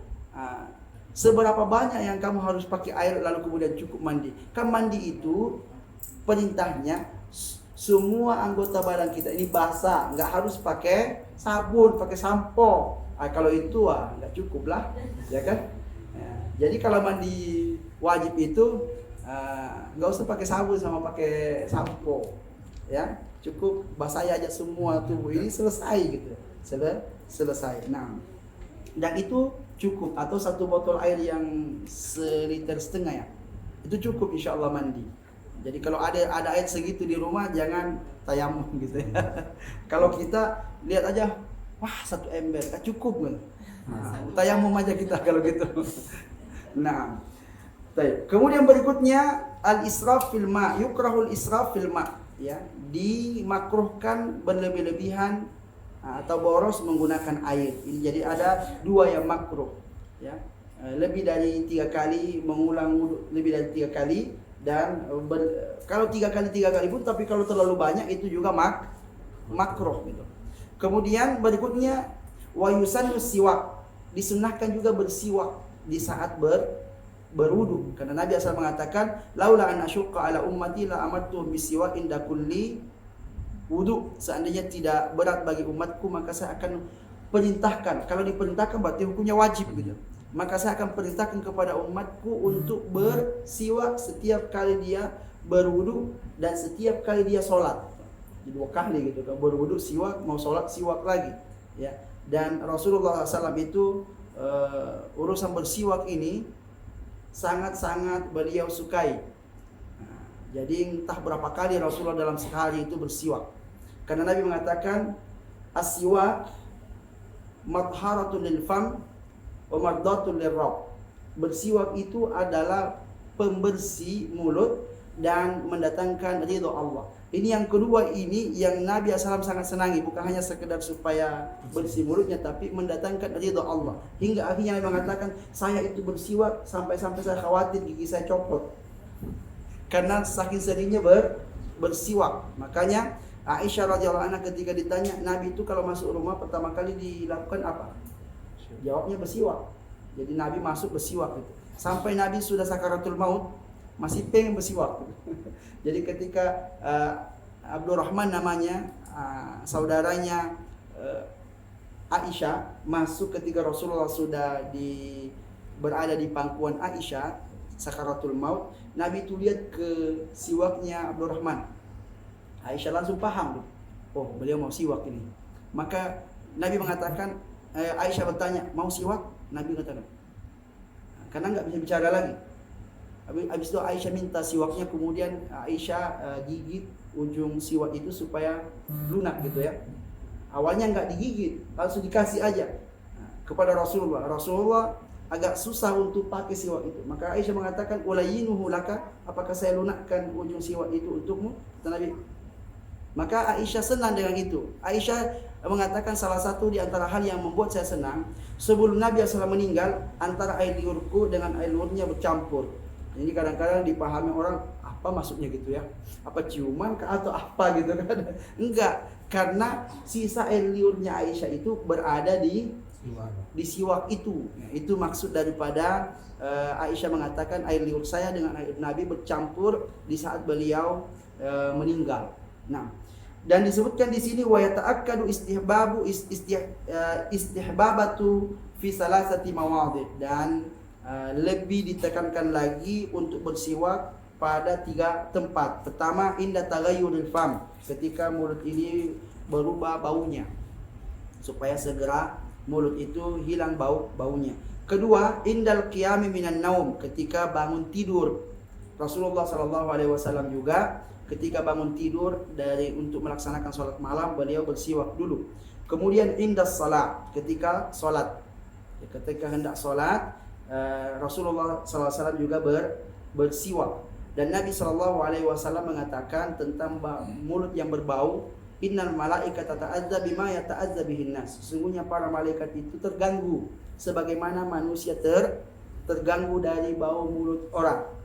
Makanya orang yang sudah makan makanan yang menyisakan bau, kalau di masa Nabi itu adalah bawang, ya, itu betul-betul dilarang datang ke masjid. Bukan karena mungkin di sebagian orang suka aja cium baunya gitu kan, tapi malaikat sama sekali nggak suka. Ini masalahnya, di masjid banyak malaikat. Maka Rasulullah SAW betul-betul melarang orang yang mulutnya bau, ya, karena sebab makanan atau sebab yang lain, untuk datang ke masjid melaksanakan sholat berjamaah. Makanya ya, sebelum datang diperhatikan bau mulut itu. Kemudian yang terakhir, wa yustahabbu fi sa'iril awqat, dan disunahkan untuk bersiwak ini di semua waktu. Ya, maka Rasulullah SAW bersiwak banyak keadaan beliau selalu bersiwak. Jadi yang terakhir yang disunahkan itu ketika hendak berwudu adalah bersiwak. Inilah jamaah yang dimuliakan Allah Subhanahu wa taala, beberapa penjelasan singkat ya beserta dengan dalil-dalilnya yang dirangkum dalam kitab Umdatul Fiqh ini terkait masalah berwudu. Ya, ada yang sifatnya syarat, ada yang sifatnya wajib, dan ada yang sifatnya sunnah. Nah, mungkin demikian yang dapat kita sampaikan pada malam kali ini. Jika ada yang ingin bertanya, ya dipersilahkan. Nah, jika dalam satu pada air ini sekalian berkumur masukkan ke hidung juga mencuci wajah itu gimana Pak Ustaz? baik. Artinya satu ciduk ini bukan 2 ya. Kalau 2 ini sudah dipakai semua untuk berwudu dari semuanya, karena Rasulullah itu berwudu segini aja kan. Nah, jadi pakai satu tangan itu berkumur dan memasukkan air ke dalam hidung, bukan cuci wajah. Bukan cuci wajah. Jadi kalau ambil air gini, jadi sebagiannya masuk ke mulut, sebagiannya kita isap masuk ke dalam hidung. Kemudian nanti berkumur-kumur, lalu tangan kiri ini nanti yang mengeluarkan yang dari hidung. Jadi kemudian itu sunnahnya seperti itu. Jadi ambil air gini, nanti diperhatikan ya, ambil air separuh dari air yang di sini masuk ke mulut, separuhnya kita isap masuk ke dalam hidung. Itu maksudnya menggabungkan antara berkumur-kumur dan memasukkan air ke dalam hidung dalam satu cidukan air. Nanti kalau wajah lain lagi, ya ngambil air lain lagi untuk wajah dan itu diulang 3 kali. Kalau seperti itu diperbolehkan atau gimana kalau yang tadi kalian ke wajahnya gitu? Misalnya itu kita lagi di sungai gitu, itu sekalian itu apa tetap berpisah atau harus dipisah gitu Pak? Jadi yang sunnahnya mulut aja dengan hidung yang digabung. Kalau seandainya dipisah-pisah tiga-tiganya juga hukumnya boleh. Berkumur-kumur dulu, habis itu ambil air lagi 3 kali untuk memasukkan air ke dalam hidung, habis itu kemudian ambil air lagi 3 kali untuk mencuci wajah. Jadi yang ada sunnahnya itu yang digabung hanya mulut dan hidung. Kalau menggabung tiga-tiganya nggak ada sunnahnya, tidak ada sunnahnya. Namun apakah wudhu sah kalau begitu? Ya, kita katakan wudhunya sah karena dicuci semuanya kan? Karena dicuci semuanya. Dan mungkin dia menggabungkan ketika perintah Allah mengatakan wamsahu faksilu wujuhakum, cucilah wajahmu, itu sudah tiga-tiganya masuk kalau seandainya digabungkan. Tapi itu sunnahnya tidak seperti itu pelaksanaannya. Nah, tapi tetap sah insya Allah. Nah. Semuanya.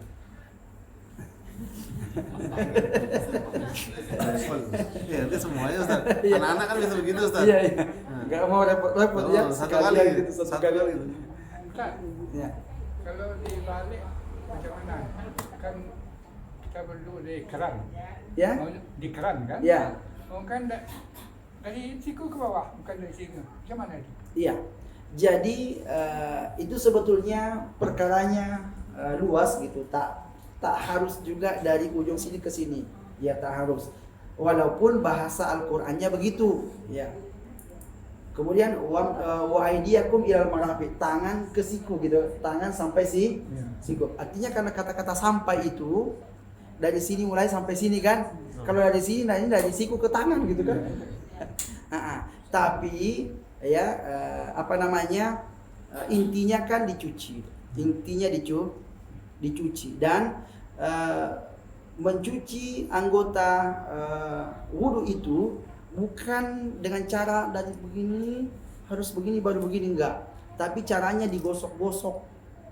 Jadi namanya ad-dalku dalam bahasa hadisnya digosok-gosok. Makanya kalau air hanya sedikit air gini, ya ini kan, ini caranya menggosoknya gimana? Mesti itu kan? Ini sekali nih. Ini sekali. Ya. Kemudian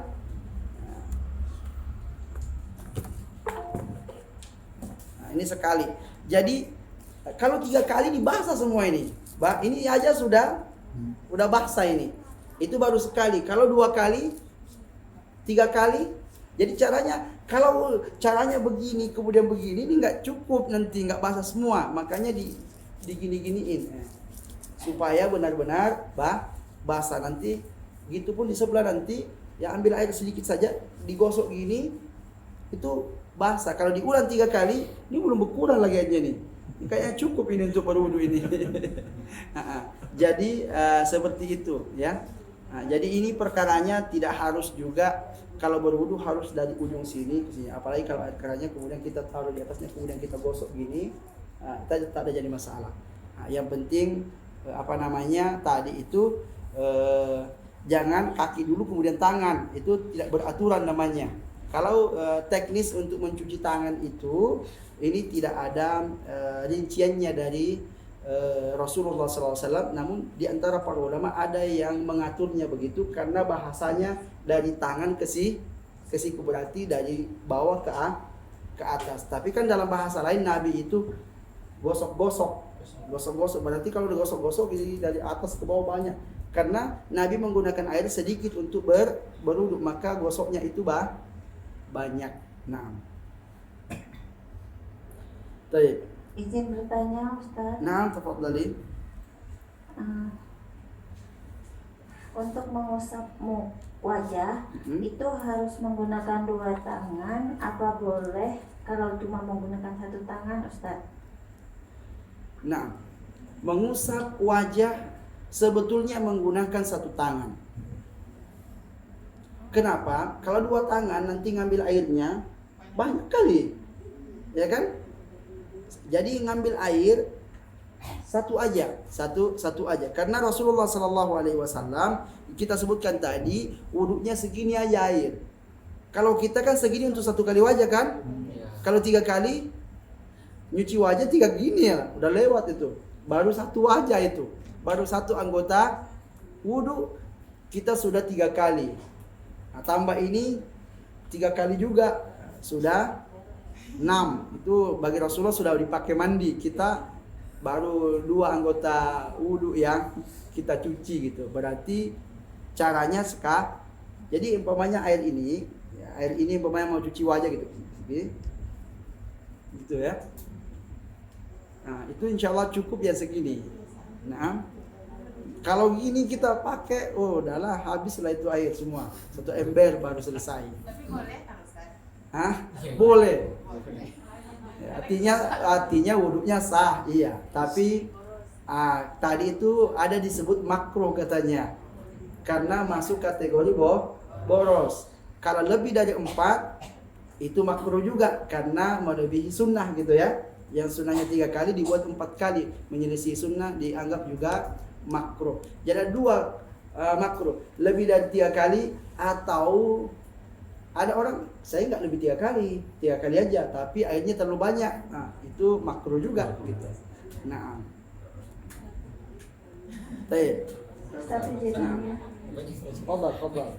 Banyak yang nanya, Pak. Kan tentunya 3 kali.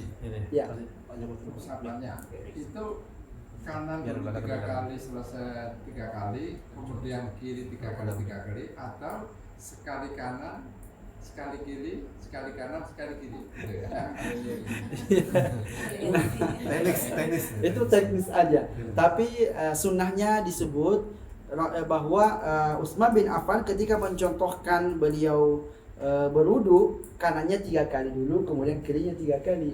Jadi tangan kanan 3 kali, karena kalau seandainya dia menggunakan air sedikit, mesti kalau cuma sekali kemungkinan belum basah semua, ya kan? Kalau Rasulullah berwudu sedikit gini, jadi umpamanya sedikit aja kasih kemudian ini, ternyata belum selesai, belum habis, masa pindah ke sebelah gitu kan? Nanti kedua kalinya mungkin akan menyempurnakan yang belum kena air. Nanti ketiganya itu maka sempurnalah semua tangan kita kena air. Nah, tadi dikisahkan tentang Abu Hurairah yang membasuh anggota wudhunya itu dilebihkan. iya dilebihkan. Ya, dengan tujuannya mungkin biar lebih terang. Iya. Lalu bagaimana ketika kita karena kejahilan itu anggota wudhunya tidak terusak dengan sempurna, apa tidak terang atau gimana? Pertama, justru kalau dia tidak terusap dengan sempurna, justru ancamannya tadi seperti yang kaki itu, neraka tempatnya.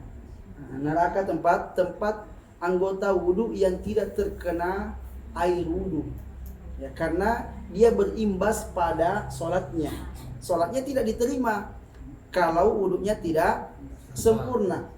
Jadi kenapa kok bisa-bisanya gitu hanya tak kena air wudhu lalu kemudian ya ancamannya berat kali, ya, karena berimbas pada sholatnya yang tak diterima ketika wudhu itu tidak sempurna.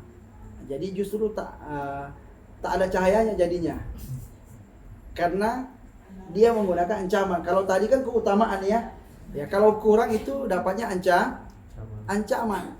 Jadi seperti itu. Juga kan disebutkan nanti Rasulullah itu punya haud ya, punya telaga ya.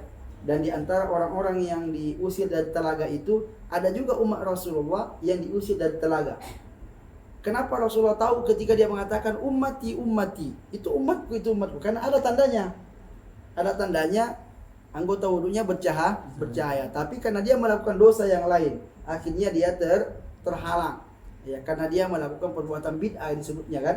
Ya, disebutkan bahwa innaka la ta'lamu ma ahdatsu ba'dak. Malaikat mengatakan engkau tidak tahu wahai Muhammad apa yang mereka buat-buat setelahmu. Nah, maka Nabi mengatakan suhkan kalau begitu menjauh dari kami. Nah, tapi kenapa Rasulullah kenal? Karena ya mungkin orang ahli bid'ah mereka juga berwudu dan ya air wudunya itu sah gitu kan. Wudu yang mereka lakukan sah, maka kemudian bercahayalah anggota tubuhnya. Nah. Dulu pernah dengar ya gitu Ustaz, suaranya keras kok. Ya. Kayak masuk HP. Dulu pernah dengar Ustaz katanya kalau kita sudah berwudu, menyentuh sengaja atau tidak sengaja menyentuh kemaluan atau kemaluan anak dan cebok itu katanya dulu pernah dengar batal Ustaz. Karena tadi Ustaz bilang dan cebokin anak itu nggak batal, itu yang benarnya yang mana gitu Ustaz? Baik. Terkait masalah menyentuh kemaluan, di antara para ulama ada yang mengatakan yang batal itu menyentuh kemaluan sendiri. Kalau menyentuh kemaluan orang lain nggak batal.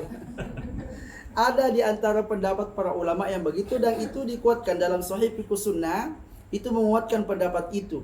Yang dimaksud karena bahasanya dalam hadis man massa dzakarahu falyatawadda, siapa yang menyentuh kemaluannya hendaklah dia berwudu. Kemaluannya sendiri maksudnya. Kalau kemaluan yang lain enggak batal gitu. Apa sebabnya? Sebabnya di antara para ulama ada yang mengatakan sebetulnya ya ada juga hadis lain yang menyatakan kalau menyentuh kemaluan itu tidak membatalkan wudu. Dalilnya adalah ada seseorang yang sholat, lalu kemudian dia menggaruk, akhirnya tersentuh kemaluannya.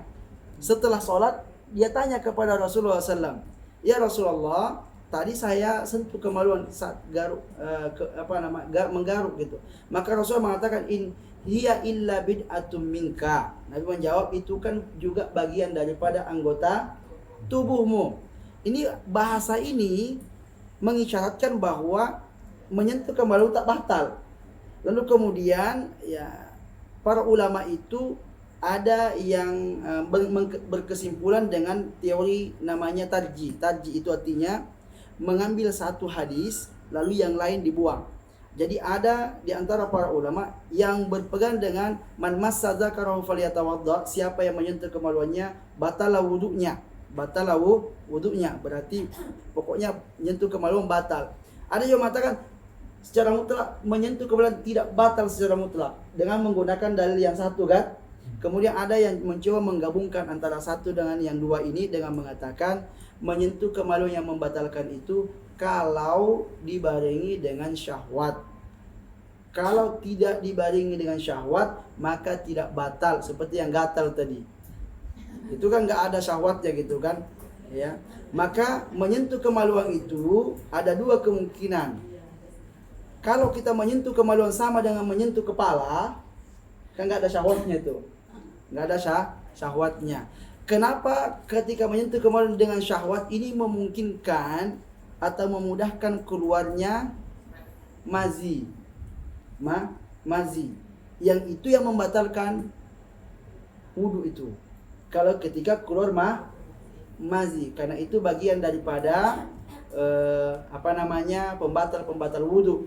Para ulama menyimpulkan semua yang keluar dari jalur depan dan jalur belakang itu membatalkan wudu. Kalau dari depan ya banyak macam-macam air yang keluar di bagian depan. Kalau bagian belakang itu ya paling kentut, ya buang air besar gitu yang keluar ya. Kalau ada lagi yang lain yang keluar membatalkan juga. Nah, jadi seperti itu. Maka ya memang mazhab-mazhab para ulama dalam masalah menyentuh kemaluan ini ya ada juga di antara mereka yang berpendapat bahwa man massa dzakara, siapa yang menyentuh kemaluannya ya kemaluannya sendiri, kalau kemaluan orang lain enggak gitu. Ya, kemaluan orang lain maka wudunya tidak batal karena bahasanya seperti itu. Nah, jadi terserah kita mau pilih yang mana. Ya, tapi kalau seandainya kita memilih demi kehati-hatian, ya menyentuh kemaluan kita pergi wudhu, ya itu lebih kehati-hatian. Namun kalau umpamanya agak repot, ya nggak usah lah, ya nggak ada masalah juga. Nah, Izin bertanya, nah.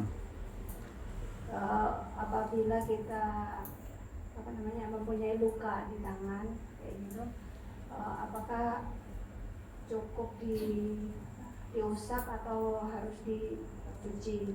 Kemudian yang kedua masalah dianjurkan bersiwak itu untuk laki-laki saja atau untuk perempuan saja? Dan yang ketiga, apakah dalam bersiwak ini boleh digantikan dengan bergosok gigi? Nah, tadi yang pertama apa tadi? Banyak kali ya. Luka, ya. Ada nanti babnya, bab setelahnya ini, setelah bab ini, bab wudu ini, ada namanya al-mashu al-khuffain. Setelah al-mashu al-khuffain ada nanti al-mashu al-jabira namanya, mengusap di atas yang di apa namanya itu, di perban. Nah, jadi kalau umpamanya ada luka kemudian ditutupi, maka cukup diusap di atasnya. Nah, nanti kan pembahasan berikutnya ini al-mashu al-khuffain, mengusap di atas sepatu dan kaos kaki, ya. Nah, ini juga masih dalam pembahasan wudu. Kalau ini tadi kan pembahasan wudu yang normal. Nah, nanti mengusap di atas sepatu itu sudah mulai agak tak normal gitu. Karena tidak mencuci kaki, hanya diusap saja. Nanti setelah itu ada pembahasan mengusap di atas perban, ya. Ada perbedaan hukum antara mengusap di atas kaos kaki. Kalau di atas kaos kaki itu persyaratannya harus berwudu dulu, kemudian pakai kaos kaki. Nanti kalau berwudu, nanti kalau batal kemudian mau wudu, tak usah lagi dibuka kaos kakinya. Jadi yang dicuci ini aja semua sampai ngusap telinga. Setelah itu kaki nggak usah dibuka kaos kakinya.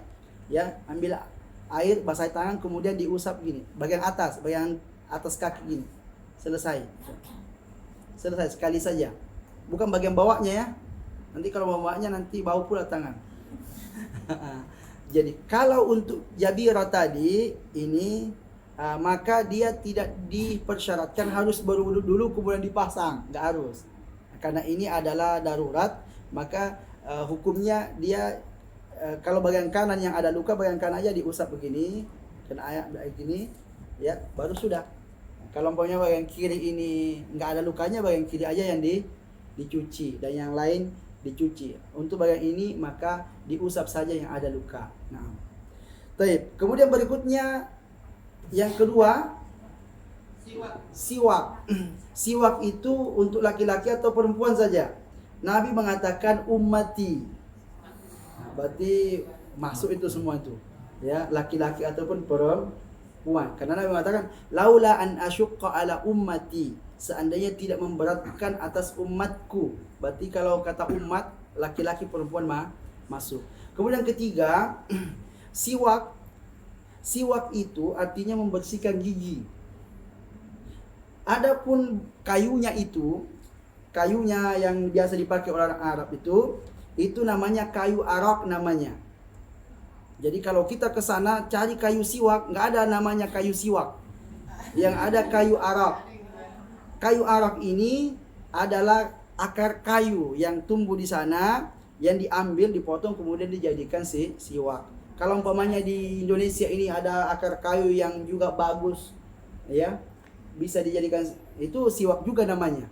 Entah bambu kan, entah apakah gitu kan, yang bisa ujungnya itu bisa nggak mudah lepas gitu kan. Nah, maka apapun yang dipakai untuk membersihkan gigi namanya bersiwak bahasa Arabnya. Bersiwak. Jadi kalau gosok gigi bersiwak bahasa Arabnya, gitu. Jadi bukan ini namanya gosok gigi, kalau yang itu namanya bersiwak. Jadi tidak. Nah, jadi sama saja. Dia mau menggunakan sikat yang ada gagannya, yang tak ada gagannya juga nggak ada masalah. Pokoknya itu intinya membersihkan gigi dan mulut, namanya bersiwak. Jadi sama. Tapi kalau kita kan agak repot gitu. Kalau kayu siwak itu, kayu arak tadi itu bisa dibawa kemana-mana, kapanpun bisa dipakai gitu kan. Langsung. Kalau kita kan harus bawa odolnya sekalian gitu. Nah, Dan nggak bagus kelihatan kalau kita bawa sikat di sini gitu. Nah, Misalnya kita sakit Ustaz, nggak kuat pergi berwudu gitu. Terus orang yang sakit itu boleh kita bantu mewudukan atau boleh orang yang sakit itu tayamum aja gitu, karena air kan di rumah banyak Ustaz. Bagusnya itu yang mana? bagi orang yang sakit dan dia bisa menggunakan air, maka kita wudukan. Kita wudukan, kecuali kalau nggak ada orang di rumah, dia bisa berwudu, tapi nggak bisa dia sampai ke air itu. Maka nanti di pembahasan tayamum, perkara-perkara yang membolehkan orang tayamum itu adalah satu, tidak ada air. Kedua, tidak bisa menggunakan air. Airnya ada tapi tidak bisa dia gunakan dengan sebab mungkin dia sakit atau nggak ada sumur di dalam rumah tapi nggak ada timbanya gitu. Atau dia nggak bisa ke jalan ke sana. Ada air dalam tapi karena dia di atas kursi roda nggak bisa bergerak dia, berarti dia orang yang tak bisa menggunakan air namanya. Dia nggak bisa menggunakan air karena airnya nggak bisa diambil. Tapi kalau umpamanya ada orang yang dia bisa menggunakan air dan air itu bisa sampai padanya, maka dia berwudu. Ya, dia berwudu. Jadi kalau umpamanya ada di antara orang yang sakit, mungkin dia stroke gitu, maka kita wudukan. Kita wudukan dia selama dia masih, kalau kena air dia tidak bermasalah pada kesehatannya. Kalau cara mewudukannya itu seperti anduk kita basahin terus kita lap gitu, itu boleh nggak Ustaz? Atau gimana cara ngewuduinnya gitu? Jadi mewudukannya dengan kita ambil air, ya, basahi sikit-sikit gitu, kemudian kita usap, ya. Karena kalau orang suami istri bagaimana? Kan lain. Lain jenis, Ya. nggak apa-apa. Yang mahram.